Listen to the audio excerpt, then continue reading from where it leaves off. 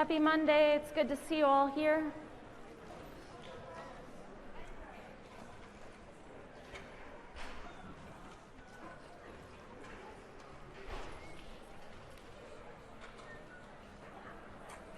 Take a moment and get your notes page ready, and we'll get started.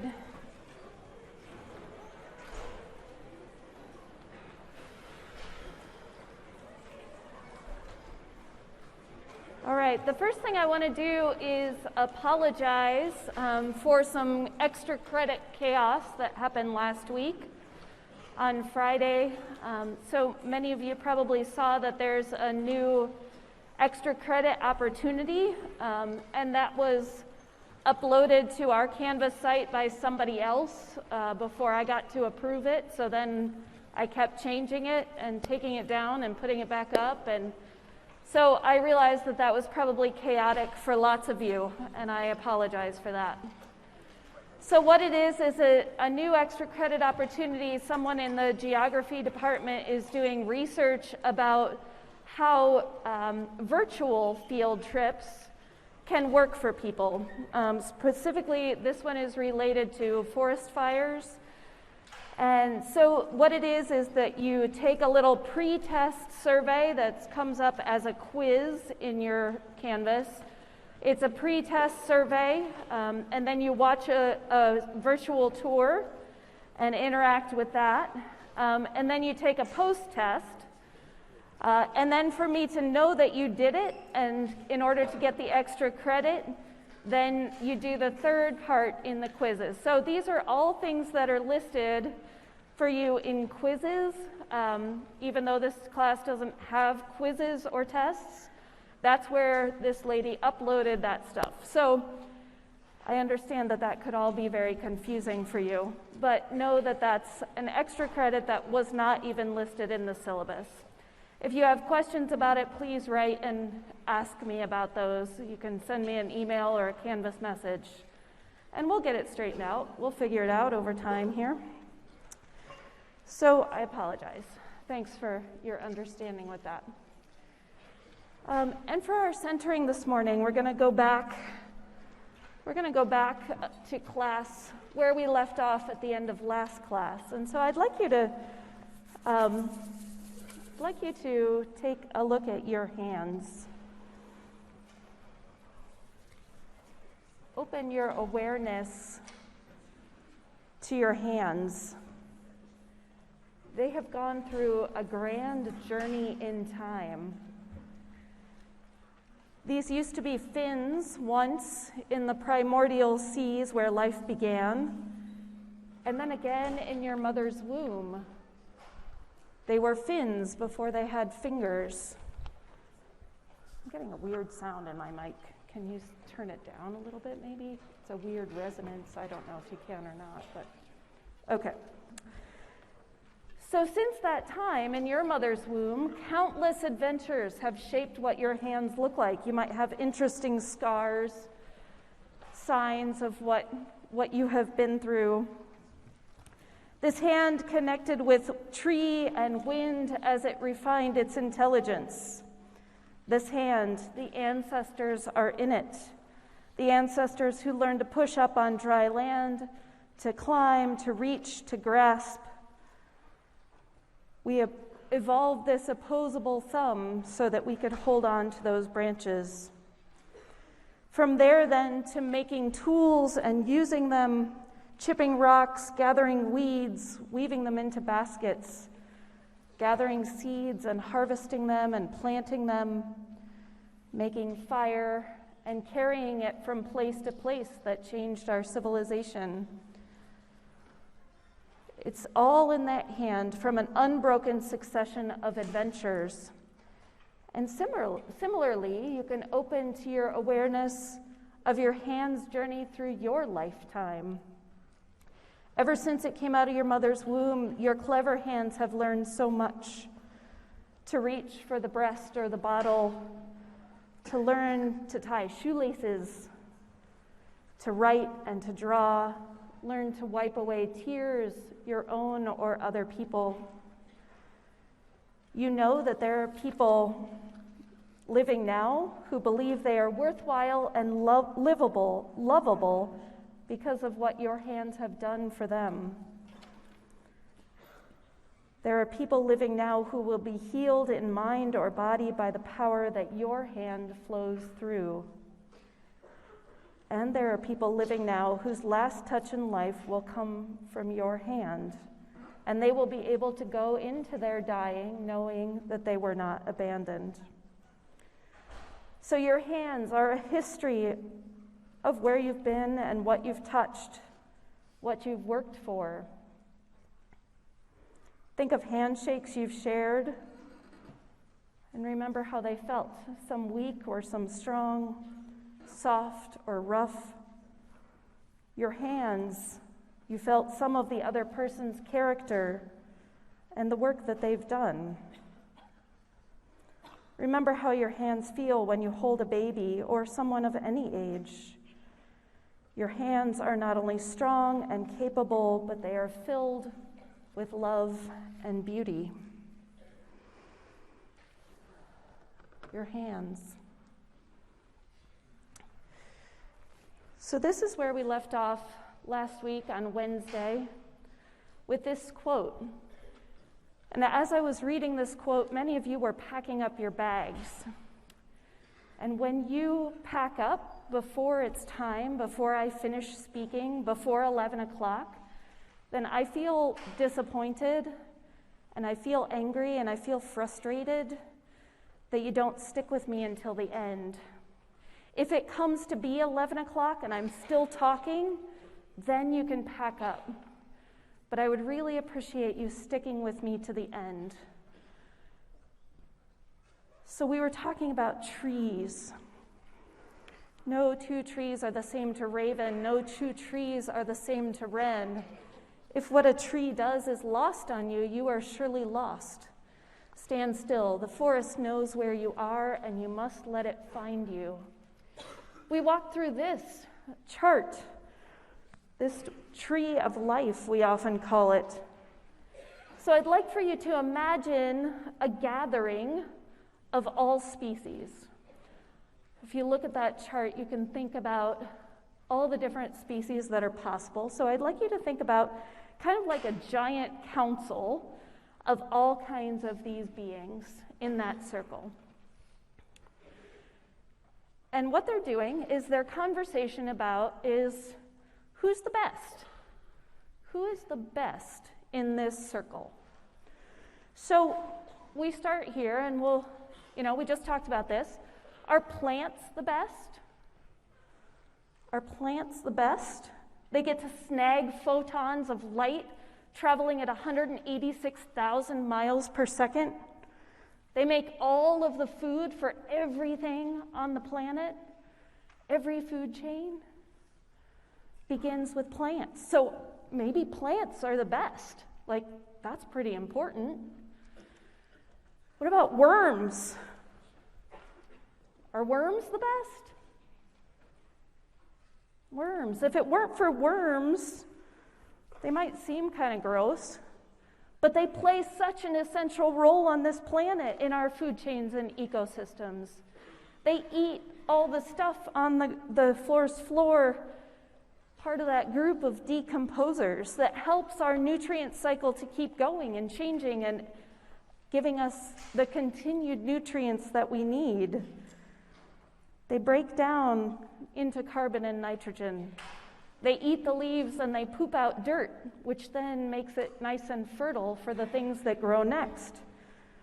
So when we talk about, out here in the hallway, there's a compost bin. The compost bins around campus, you can put your pizza boxes in there. You can put your milk cartons in there. You can put all of your food waste, including meat, eggs. All of that can go into the compost because it gets cycled back and made into dirt with the help of these decomposers. So if we aren't composting those food waste leftovers, then it goes into the trash, and it might get stuck there in the trash for a really long time, an indeterminate amount of time.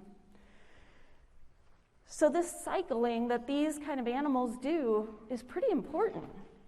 In fact, it's essential. So does that make worms and decomposers the best? So we're still sitting in the circle, right? Who else is in the circle? Horseshoe crabs. How many of you have seen horseshoe crabs at the beach? Yeah, lots of you. Horseshoe crabs are arthropods. They aren't true crabs. They're more related to spiders. And they arrived, their origins on this planet are 450 million years ago. 450 million years ago. That's like before dinosaurs.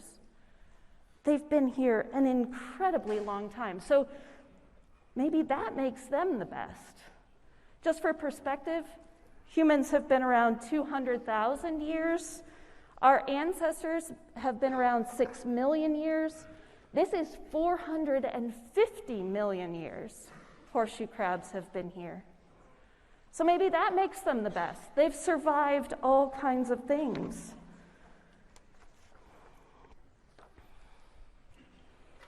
What the heck? What about bacteria? Are bacteria the best?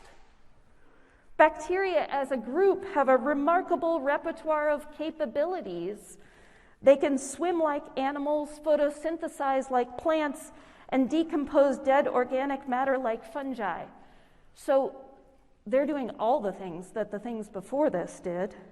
They have pioneered into existence all of life's essential metabolic processes: photosynthesis, oxygen breathing, fermentation, nitrogen fixation. And so they've been bacteria have had this vast global network that's essentially holding the planet together. They're exchanging genetic material, they're innovating, they're adapting all the time. About 4 billion years. So the legitimate question to what is life might be bacteria. So they created our biosphere, they made the soil, and they're everywhere. They set the conditions for this multicellular life, including us.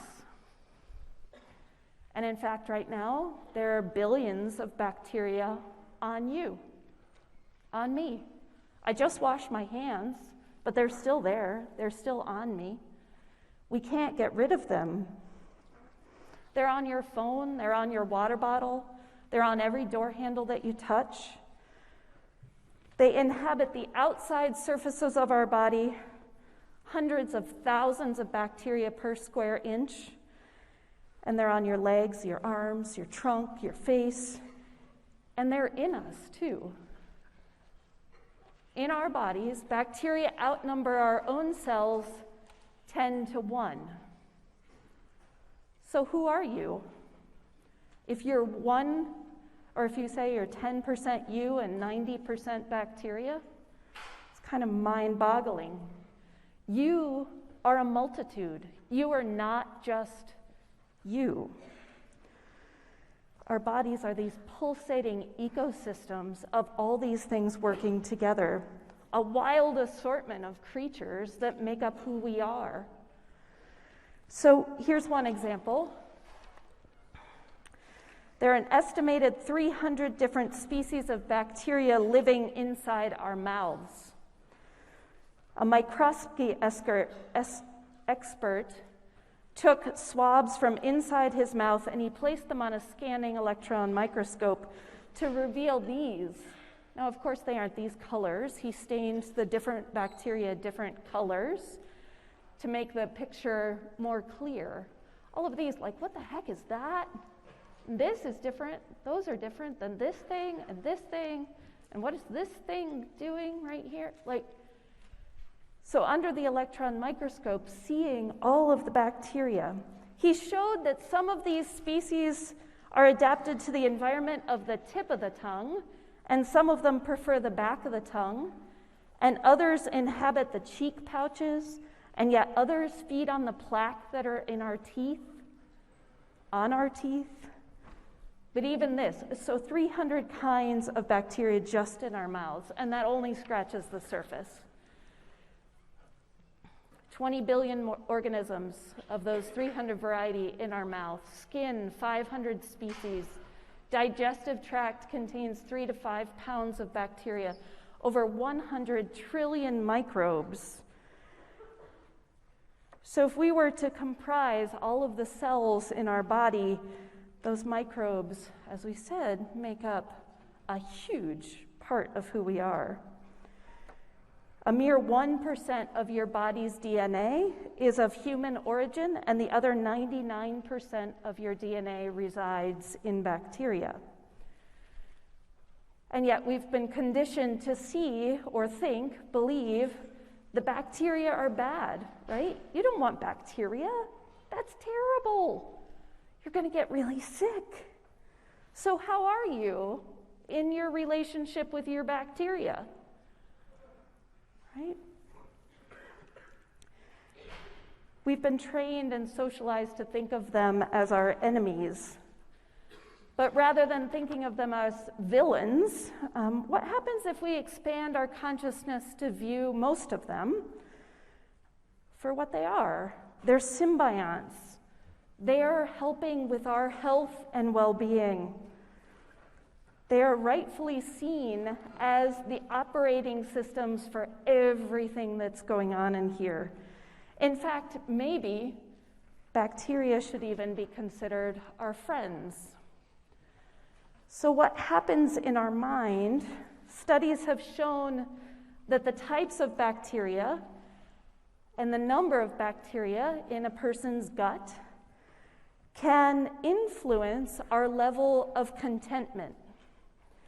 So all of that serotonin and dopamine, all those good hormones that we've talked about as they're flowing through our bodies, those things are regulated and produced, or their production is regulated by the bacteria in our systems. So when researchers took the gut biome of shy and timid mice, and they transported that gut biome into these crazy, cool, outgoing mice, those mice changed. Their personality, so to speak, changed. They became more quiet. And they did it vice versa. Those bold mice, they took their gut bacteria and put it into the shy mice, and those shy mice suddenly became much more gregarious, more outgoing, more friendly to other mice. And so those are just mice, and yet they're mammals. They're very much like us. So thinking about how our gut biomes work, it's related to all of these things together. So might it be that bacteria are the best when we think about our counsel? There is no solitary free-living creature. Every form of life is dependent on other forms. So when we think about this in the terms of superiority or inferiority, based on these, well, that one's the oldest, so it must be the best. That one's all over the place, so it must be the best. That one makes soil, so it must be the... It's pretty arbitrary, pretty much meaningless when we consider them separately. When we consider them all together as a tree of life, and the fact that we are just one of those branches on that tree, we are just one small part of this cosmic ecosystem. What we're really thinking about is this totality of life species, all of the pieces that are needed on this planet to fit together to make what we know as the magnificence of life on Earth. Pulling out one species and saying it's the best is impossible, because we are not separate from, but we're participating in this whole web of life, right? As we consider all of these little pieces, and I've only hit on a few, considering that we are all citizens of this same place. We can live this experience. We can see it in our everyday lives. We as humans are dependent on other life forms, inside and out.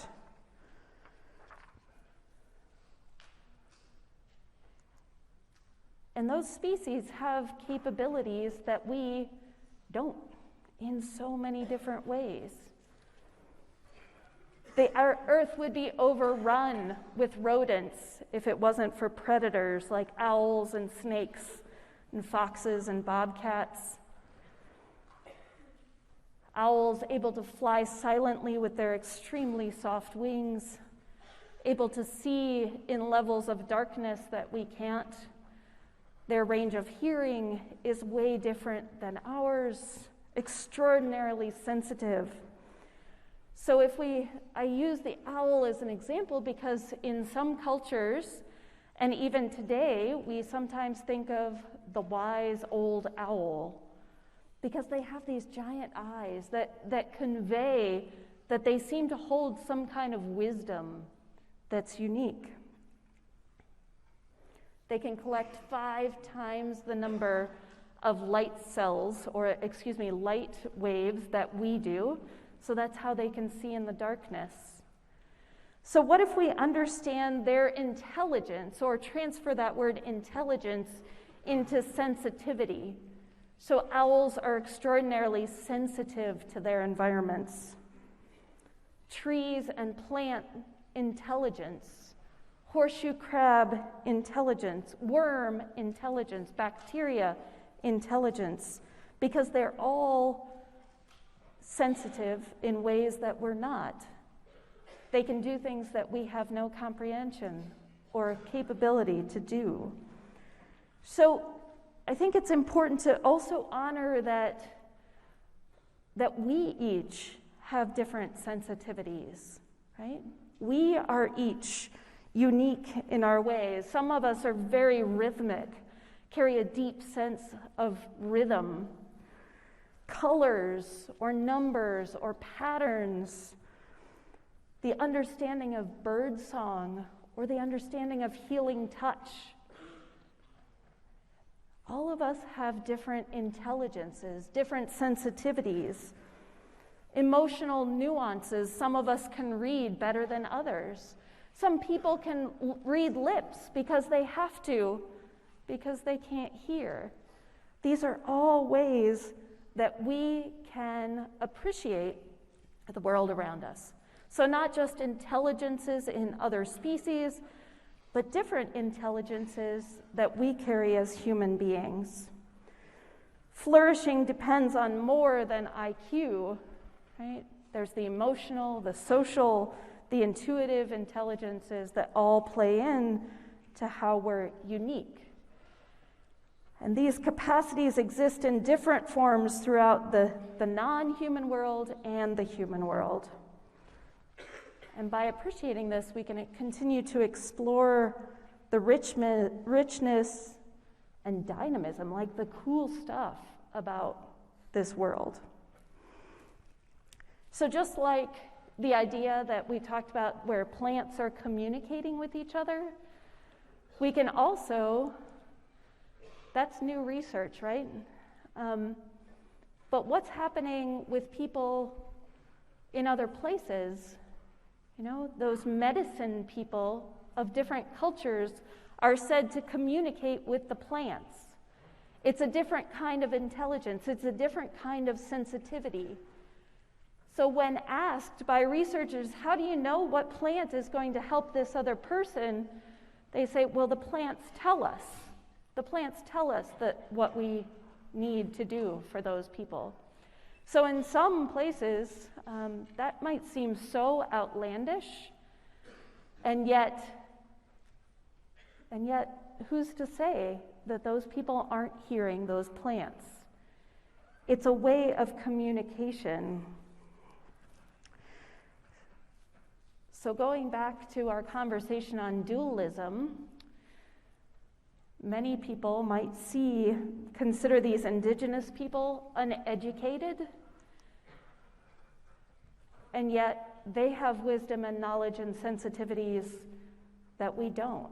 There's no way that I could do what these healers in Madagascar do. So what is better, educated or uneducated? There's not really a way to discern.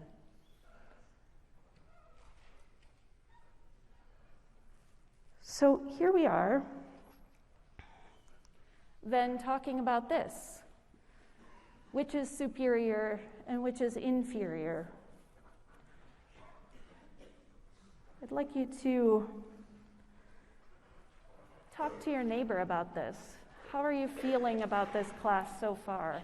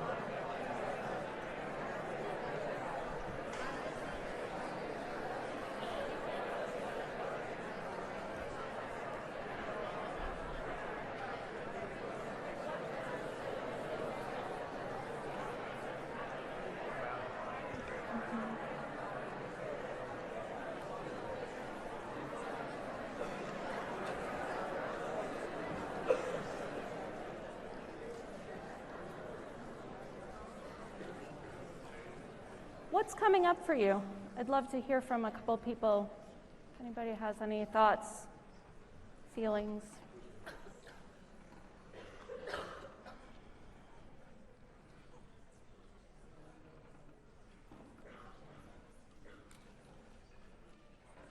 There's one in the back there, Zoe.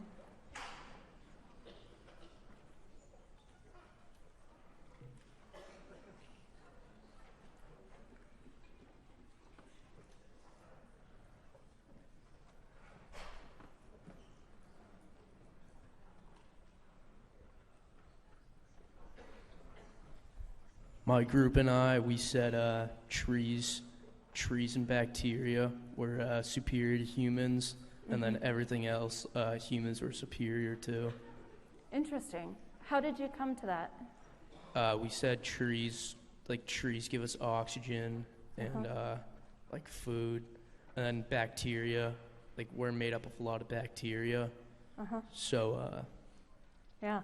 and then like obviously like a worm doesn't do like that much, like, or they do some stuff, but it's not like they have a huge impact in our lives. So that's why we said, like that's why we're superior to worms, crabs, and owls. Okay. I appreciate that. Thank you. Thank you for digging in with your group there. It's good. Zoe, could you come up to the front of that section? Lana? Yeah. I was just going to say that, like, any other occasion, I would say, of course, humans are superior. You know, we're kind of ingrained to have this, like, competitive mindset and think we're better than other things that exist. But in kind of the bigger scheme of things, our impact on Earth and everything else is not as beneficial as all the other list on the right. So I would say, even though they may be smaller or seemingly not as important, they're much more important than we think. Cool. Thank you. I appreciate that. Yeah? Did you want to say something right there? Yeah. Sort of what he was saying about like the trees and bacteria, we said that humans are superior to trees, but like when he was saying about like trees give us oxygen, we give trees carbon dioxide, so it's sort of like hard to compare them. And bacteria, my group was talking about how humans sort of have developed a way to fight against bacteria that's harmful to us, but in the same sense, the bacteria sort of starts making their own variants so that it can fight against our immunities. So I feel like a lot of these are like pros and cons for, but it's harder to notice unless someone brings it up and there's actually a discussion about it. Yeah, thank you. That's great. So I hope that you can have some discussions. Yes? So my friends, Shay, Alexis, and I were talking about humans and trees. And we were talking about the Shavers Creek field trip and how there was that really old 200-year tree. And so that helped us decide that trees were superior to humans. Oh, cool. The old oak. She's pretty great. I appreciate that, and I appreciate that you're wrestling with these ideas, and that's kind of what the point is, right? What we've been diving into is speciesism. Speciesism. It's the idea that being human is a good enough reason for human animals to have greater moral rights than non-human animals. So we're playing with this idea of going from ego, where man is at the top, to being eco, where it's more holistic, more combined. Everything is here to play a role, right? Everything is interconnected. Everything is interrelated. And we have to play with the ideas of these unique sensitivities. So as we do this, speciesism, like this, the idea that because non-human animals are not human, their interest in their lives matters less than our interest in our lives. Now, an ism is a belief system, right? Sexism, racism, that means that there's a superiority of a particular group of people. Communism, socialism, those are political belief systems that determine who is decidedly going to get what. It's a story of separation, right? Racism, sexism, it's about separation. But the point here is that speciesism can be that too. It's a point of separation. So now I understand that the ideas of racism and sexism, often you might find this insulting to put that speciesism is equal to those things. The importance that animal rights can never have when we think about people rights.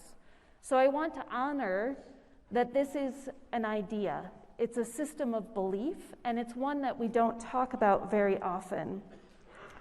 Sometimes people argue that speciesism is natural because often other species, if a fox is going to defend its food against other foxes, it's not sharing it. So it's kind of thinking about the individual. But the difference between all those other animals and us is that we can think about these things. We can be aware of what we do, and it's vital to look at our biases. Remember back to the beginning, talking about the fact that we're scientists, thinking about our bias toward humans and how we can make choices in life that might be more inclusive, right? In all of these cases, how can we expand our mindset so that we can include and not separate? The idea of moving from either or to both and. So when we see a picture like this, I don't know the story of what's happening in this picture. I don't know why this tree is being cut. So what do you see? What do you think? What do you feel? This tree is probably over 2,000 years old. Do we have the right to do this as humans? To assume that it's ours? Assume that we own it? Assume that we can take it? In the Native American cultures, they talk about 7 generations, honoring the 7 generations past and honoring the 7 generations to come. Is that how we can do this? By the choices that we make? So how can we be more inclusive, bring things together in different ways? So going back to this, Would changing our way of seeing and open our sensitivities make a difference? If not, why? And if so, how? So take another moment, couple minutes really, to dig into this with your little partners or your group. What would happen to open this up?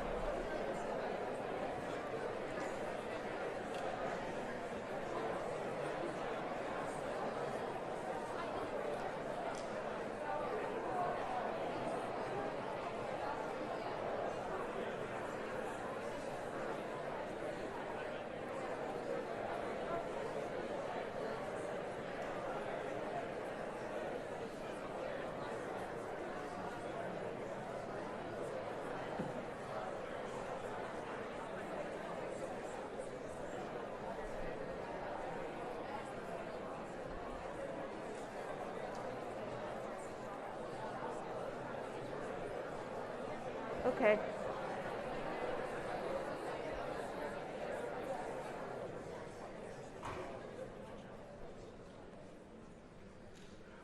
So who would like to speak about this? What? I left a significant portion of time here so that we could really dive into this with your input. So, Alana, could you come over this way? Thank you. Zoe, there's somebody up in the back there if you want to get that person next. Thank you. I think we're naturally really closed-minded about everything. So just opening our eyes and kind of taking off the blinders, even just when walking campus and stuff, take out your AirPods and just take a second and see the small things. It'll make a difference in your life and you just appreciate it just a little bit more. Could you say that exact same thing and use eye language for me? So, an example today, I was walking to the bus stop and my AirPods died. So I kind of just had to take them out and then started looking around me and then realized there's a world outside of my own head. Mm-hmm. How did it feel? Honestly, really freeing. Oh, cool. Because I actually got a chance to take a break from my own thoughts and take a look at what everyone else might be experiencing too. Huh, that's cool. Thank you for sharing. Nice. Ish. I would say we would be more accepting with our environment and try not to shy away from it and try more things that would be considered abnormal to human society. Mm-hmm. For example, hugging a tree. Being able to feel the environment, take it in, and not have distractions around you. Mm-hmm. And yeah. How do you think that you could do that as your person? Wait, me personally? Yeah. I probably say whenever I'm taking a hike or a walk around, let's say for example campus, probably leave my phone in my dorm, all my electronics, and just bring myself outside and just take it all in, I guess. Yeah, cool. Thank you. Who else? Oh, thank you. So we said yes, and we were talking about kind of how when you're like a little kid, you see the world as like this beautiful place and nature just as like you're amazed by everything. Like you see little kids just like getting dirty or like seeing a butterfly and being like, wow, like that's the most beautiful thing I've ever seen. So it's like as we get older, we're kind of like trained to like move away from that and like be more focused on like just technology or like ourselves. So if we were able to like keep that sense of like beauty and like understanding of the world from when we were kids, I think that that would really make a difference. So how, now from the I point of view, how is it that you think you shifted that mindset? What happened for you that left behind the childlike ways?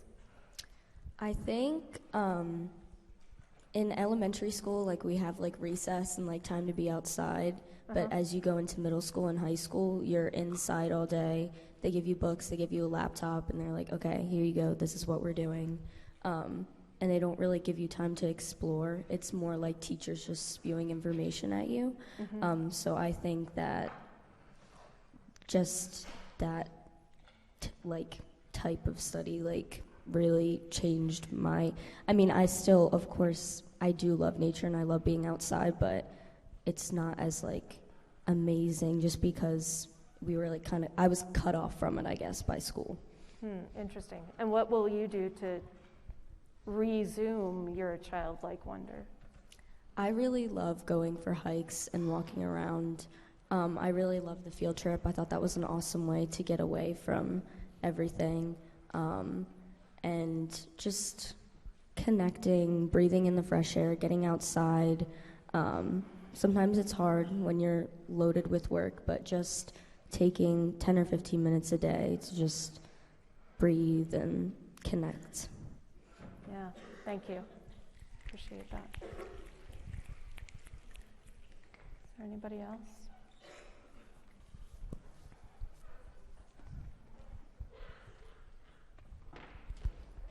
Just a second, Val.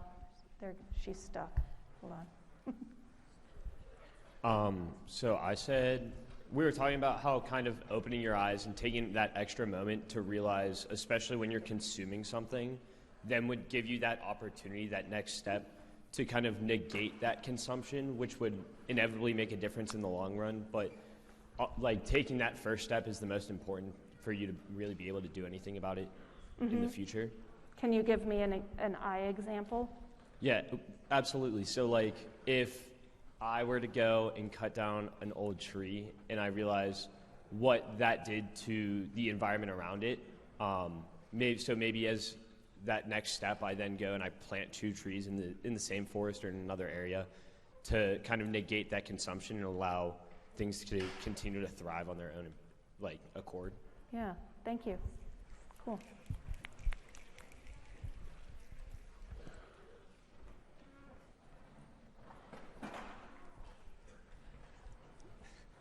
So I was talking about my definition of love with Autumn, and that being that to love something else is to take it as a part of yourself, so you can't hurt something else without also hurting yourself. And we were talking about when you see it that way, you're able to understand that like everything else in the world, we all have the same goal. We're all on this, Autumn said, we're on this spaceship called Earth, just trying to survive. So when we're able to like see from that perspective, we see that we all have the same goal and we can work together rather than working against the world that we're in. Thanks, Val. I think a good first step, like as a society, is like whenever we're eating like meat or anything, or just doing anything that might be like environmentally harmful, is just taking a moment to like think about what we're actually doing. Because I think a lot of our times, our culture is very much just like go, go, go, go, go. And we don't actually just take, even like if it's just a second to talk to yourself when you're, eating, like say a piece of steak, you're like, maybe just saying thank you for the animal or just something small like that might just make a little difference in just us being more aware about how we can be environmentally conscious. Mm-hmm. Is that a step that you think you'll take? I think I'll try. It will probably be an adjustment because we're so, just used to it and just like consumers as a society. But I'm definitely going to try to take a moment going forward just to like appreciate what I'm actually doing and like taking more time outside and everything. So yeah, thank you. So there's one more in the back. When I'm prompting you to use I language, in the black sweatshirt, thank you. Prompting you to use I language, it's empowering, right? It changes the whole tone of, instead of speaking for the entire human race or the entire United States culture or the entire whatever, it becomes more tight, like more ingrained in who we are when we can speak from the I place of I am going to do this, I see this happening. So that's why I keep prompting you to speak from I. Yes. The one thing that I thank you saw a big difference in like my perspective of nature was when like we had this like old big tree that was right next to our house, and then it died, so we had to cut it down. And like you don't really notice how nice having a tree is right next to the house until you cut it down. You're like, this looks so barren and so sad. So like just looking at the perspective of like, oh, it actually is nice to have nature around rather than just a house and then another house and then another house. It's probably also going to change the temperature of your house, how it's shaded, how it cooled, how it, so those things affect, definitely. It changed the garden out front. It changed, noticeable. How it was connected to other things that you didn't even realize. How cool that is. So thank you for that.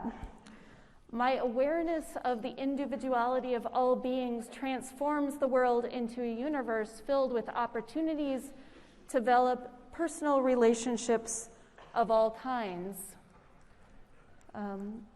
And so moving this way from how we understand our role of shifting to not being in charge of the ecosystem, but being part of the ecosystem. Alexander von Humboldt was a scientist and explorer. He was world famous in his time in the 18th century, and he was the first to explain the fundamental functions of the forest in ecosystem and climate, claiming that the world is one single interconnected organism. And this is the concept that we know of as nature today. So all of it makes up the whole. All of these things, we're all made of the same stuff. We're all interacting and fitting together. It's this totality of species and all of these sensitivities that constitute the magnificence of life. I have loved reading your pack-back responses to your notion and perception of natural. Here is your pack-back reflection. It's not a question, but the more of the world I am in relationship with, the more alive I become. This is posted on Canvas, as always, for your pack-back questions. I hope that you have a beautiful week, and thank you for not packing up early. Woo!